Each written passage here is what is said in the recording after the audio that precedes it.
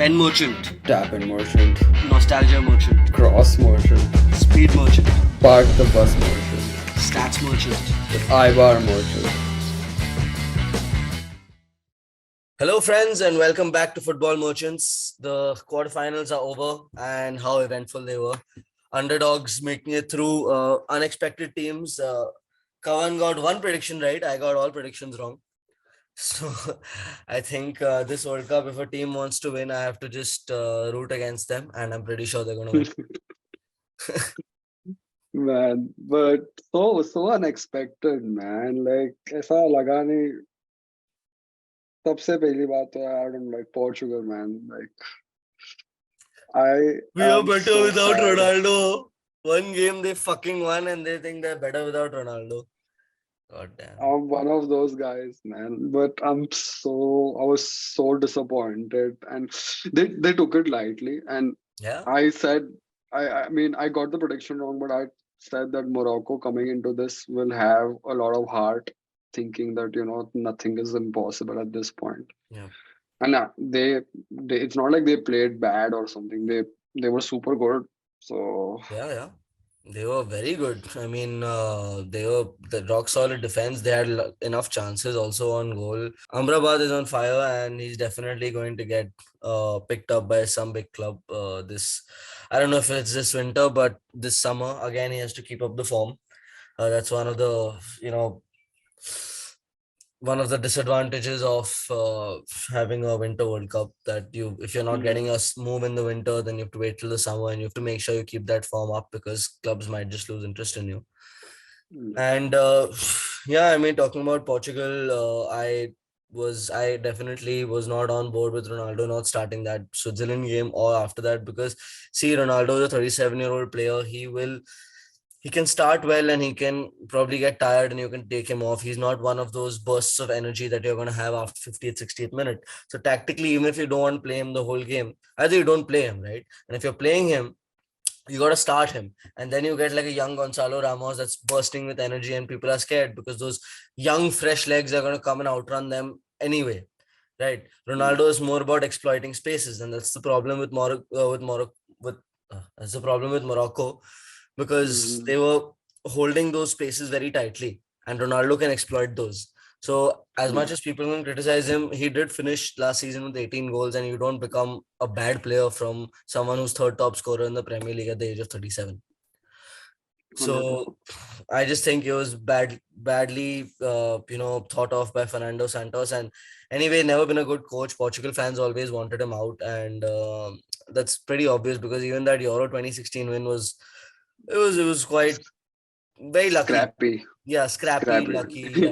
Yeah, Yeah.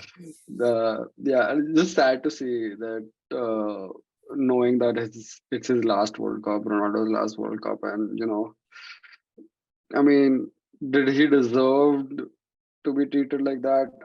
I don't know what to say that, but just sad to see, someone who's been yeah, so great. And I mean, this does not take anything away from him for sure. yeah, for sure. But it's just sad. Like it would have been solid to have him at least reach the final and then lose.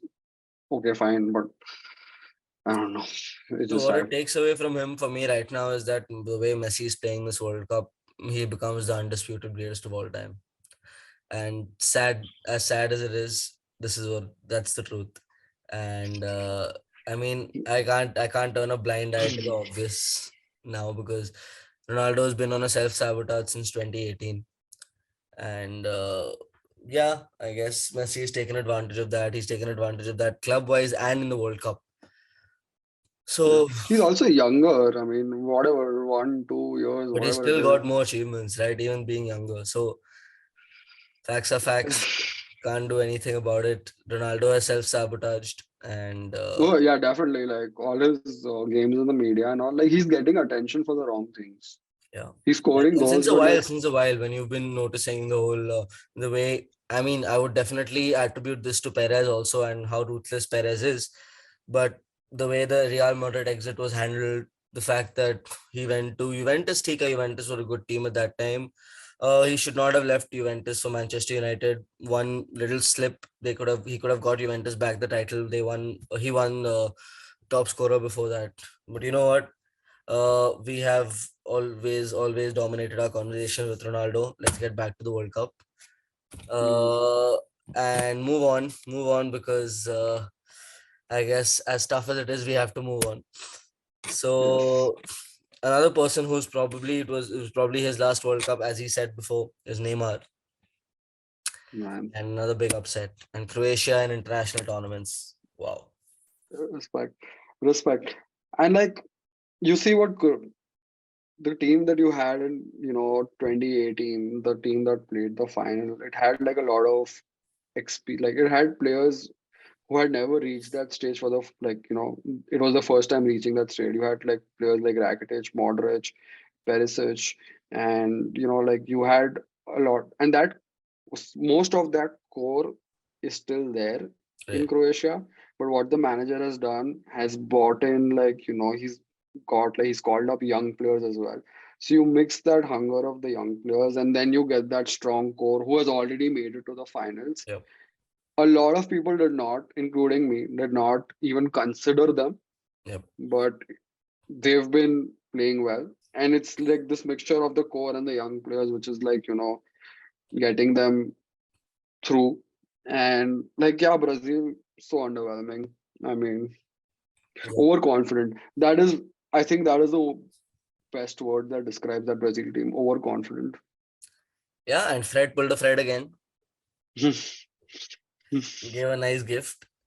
And I know people are like, okay, yeah, this match is over. We were making plans to go from one place to another, and like everything is done. Neymar has scored that goal, and one of our friends was standing outside to pick us up from the little door, and he was just waiting, like, come out, come out.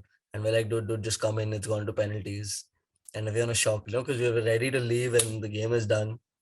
Yeah.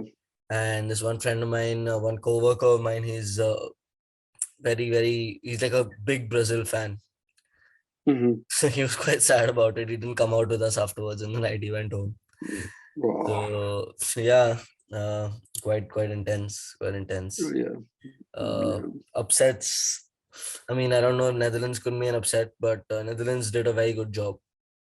That was a great comeback by them, and I'm Oh not yeah. going to directly point fingers in that sense, but some questionable decisions were taken against them. Uh, Throughout the World Cup, I feel. yeah, Let's let's address the fact that a lot of decisions have gone in Argentina's favor, that is true. even when Argentina was not playing. To have an Argentinian referee Yeah, refereeing the Portugal match, 4-4, I think. knowing, I mean, I don't know, it's senseless, but it is what it is.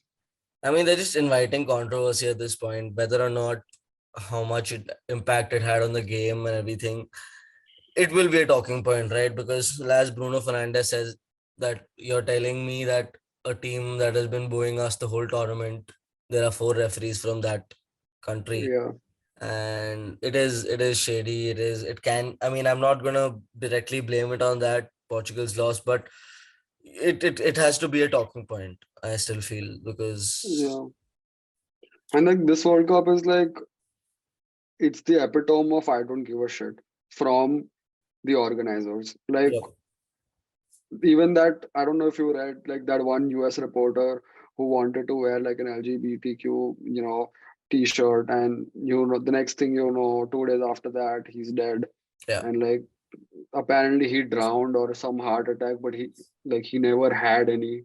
Like it's shady all over, yeah. and these guys just don't give a damn about it. It's like हम करेंगे जो करना है, तुम उखाड़ो उखाड़ सकते हो, तो we're doing what we're doing. Yeah, true. But coming back to Netherlands, yeah. Great job by Netherlands. A good fight they put up. Messi seemed very pissed. He did that celebration in front of Van Gaal, that Riquelme celebration where Van Gaal had signed Riquelme, Argentinian legend Riquelme, for a year at Barcelona in 2002. And later, after he was signed, he tried to play him out of position and then said stuff like he was a political signing, never my signing, and had to sell him off in a year. So Messi, after scoring, I feel he did that celebration because Raquel used to do that, pretty much a dig at Van Gaal. and I think he was mouthing some words to Van Gaal also, because he was Van Gaal said before the game something about when you attack Argentina, Messi is not defending, so it's 10 versus 11. Yeah, So Messi was man. angry about that. Messi was also angry at Weghorst. Weghorst wanted to shake hands with him, and Messi brushed him off, and then he told him, "Get out here, Dumby," or something like that.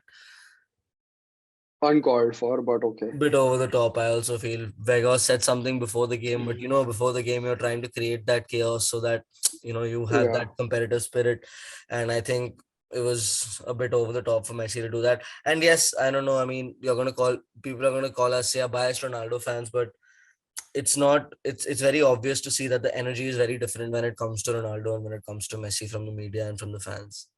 200%. And Yeah, it's always been like that throughout these years. yeah. And again, don't want to dwell so much on it. I just hope Argentina loses is all I want. But yeah, at this point, like I'm supporting three teams and not supporting one because every other team that I've supported has not made it. So trying the other thing this time by not supporting one team. Yeah. But yeah, last match, which I feel has been one of the most, it's like the top three. It's been one of the most exciting matches in this World Cup. That England versus France game. And I mean, you score one penalty. The second one that you're taking, you're supposed to be more confident while doing it. I don't know how you miss that. It's just, I don't know, man. man. When it comes to pens, it's just Yeah, I mean, but you don't expect this from Harry Kane. I mean, he has to feel. I mean, he has to like go home and cry because 360 goals over his career, not one of them has amounted to anything. Like at this point, at this point, those goals mean nothing. I mean, they're stats, but that's all it is. I mean And like, that yeah. It is Spurs mentality. England is also, I mean, pretty much almost like the Spurs in their Spurs in their golden generation, which is reaching a Champions League final. That's all. Nothing else. But yeah, yeah, I mean, penalty miss was a bit. It was not. It was like not even a save, dude. It was just kite. I think it was. You could see the pressure on his, like the whole body language and everything. And I guess he could have handled the whole pen much better. But then again, it's fine. He scored the pen before that, and he's done a lot for England. He's been pretty much their best player over these years. Um, like even though his goals haven't amounted to anything, he's still been the best out of the lot that has yeah, existed. And I guess props to him for that. When you saw I went on Harry Kane's Instagram comments, obviously, because I wanted to see, how the response is. And there were a lot more support messages than hate messages. And there were other people that were asking, we just came here to check if it's the same energy as when Rashford and Saka missed their penalty. exactly, It exactly. wasn't. I mean, not that I Yeah, of want Harry course. Kane to get more abused, but you can see the stark difference in Yeah, the racism. it's just hypocrisy, and I'm not saying he should get abused. Like you said, the point is that they don't get abused, the ones who got abused, and Yeah. like it's just sad. And I mean Southgate as well. I mean a lot of changes. The decisions he made in that game. Raheem Sterling, for example, that guy has not trained with the team. He was in London for 3 to 4 days. What is he doing And you before took out Rashford? Like and you why took is out yeah you took out the best player on the pitch. Bukayo like Saka was by yeah far the best player on the pitch. yeah. The first goal, it was his chance. Two chances after that, it was Bukayo Saka who he created those chances. And like you have a top scorer which you're not starting. He's on the bench for your England team. Hmm. Again, I'm not. There is no bias involved over here. Okay, you don't want to start him because Foden is extremely good. But if that is not working, instead of bringing on someone like a Sterling or even Grealish for that matter. Like bring on someone who's consistently given when given a chance has scored goals for you. Why is he not coming on? Like there has to be some questions on decision making. James Madison, 0 minutes. Yeah. Like Yeah. he I think with Southgate, he has a fixed choice of players. He only wants to, like, there is no experimenting with, and the Yeah. players also like are getting complacent because they know they have this spot in the squad no matter what they do. But yeah, disappointing again. But good fight, but disappointing. You know what I feel with But good Harry fight. Kane? I don't understand why sometimes he's not tried in a very false nine kind of a role where you push Saka and Rashford a little more up front, because they have that speed, they have that dribbling and that running, and Harry Kane has that playmaking abilities where even if they cut into score, Harry Kane can, put in those nice through balls to them. I don't know, probably it was just a thought that came in my head. I think Harry Kane, being a prolific goal scorer and a very good passer, can play that role well with fast wingers around him. A very Yeah, Firmino kind of a role, but obviously Firmino when he was scoring goals. yeah. And like with much better passing range, like this guy can pass from like Yeah, deep in the midfield. Like he's one of the only strikers who has that kind of range. But uh, I mean, have to move on. yeah. Coming to the semi-finals. Yes. Argentina versus Croatia. I'm going to put my money on Argentina because of the way the whole tournament is going.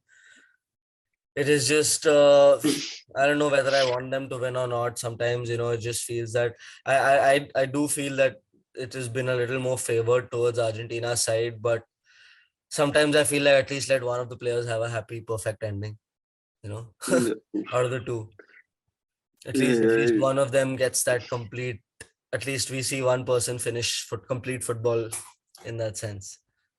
But then in that sense, yeah, I would not really like the response. It automatically translates into disrespect for Ronaldo. yeah, And also, I personally do not think Kylian Mbappe should get another World Cup so soon, yeah. because He's his attitude has not been very good. I've not really enjoyed what he's done since deciding to stay at PSG. yeah, next thing you know, he's running for president in France. Like he thinks at this point he's unstoppable, which he is. Yes. Let's establish that. But I mean, to achieve so much at such a young age is phenomenal. I mean, I want anyone except Argentina to win it. But again, when it comes to Croatia and Argentina, I think again Argentina will probably squeeze in like a 2-1 win. And I hope I'm wrong. Like this is the first time and the only time I will be saying this, but I hope I'm wrong. No. I don't know. I'm a bit on the fence, but Yeah, anyway, but obviously, I would love to see a Croatia or a Morocco win the World Cup right now, because yeah, I mean, Morocco, yes, very tough because France is France. Croatia is still a little more experienced, a better squad on paper, and they've been to the final once before. Who knows? We might just see a France and Croatia repeat. But as of now, I would say it's Argentina and France that are heading to the finals. yeah, yeah. I would say that too. Yeah, yeah, and I mean, I really think that I would love to see a Croatia Morocco final. It's gonna be. Good for football. It's good for football, I guess. It is. To an Yeah, extent, it is. I mean, everyone else has already achieved a lot.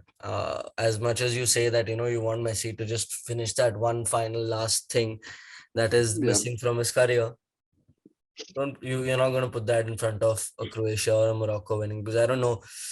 I mean, any country can start getting great players. It's not like you're signing players. So, I mean, I won't put it that way, but I still see it more likely for Argentina to have a stronger chance in a World Cup or any international tournament than a Croatia or a Morocco. And I would say the same thing for France.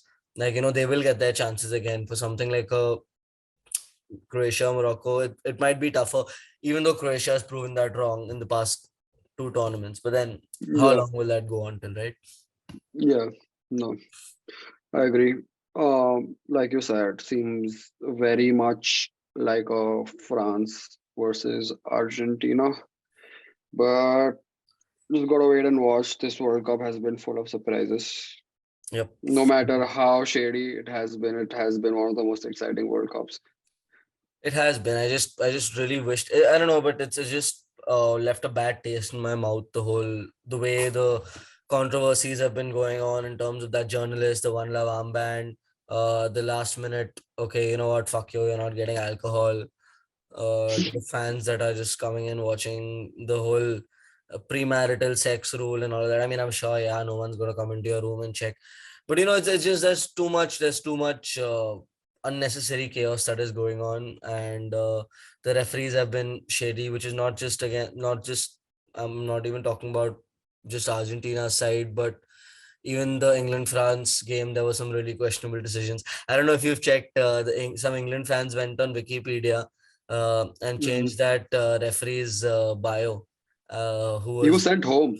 He was sent home. No, it was not him. But one of the referees that managed the semifinal was sent home.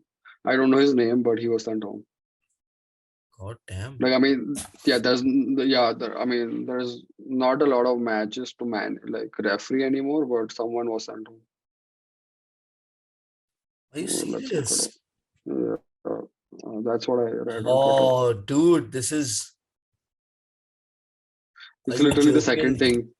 Literally the referee This for is, Argentina who? versus Netherlands. Yeah, Argentina versus Netherlands.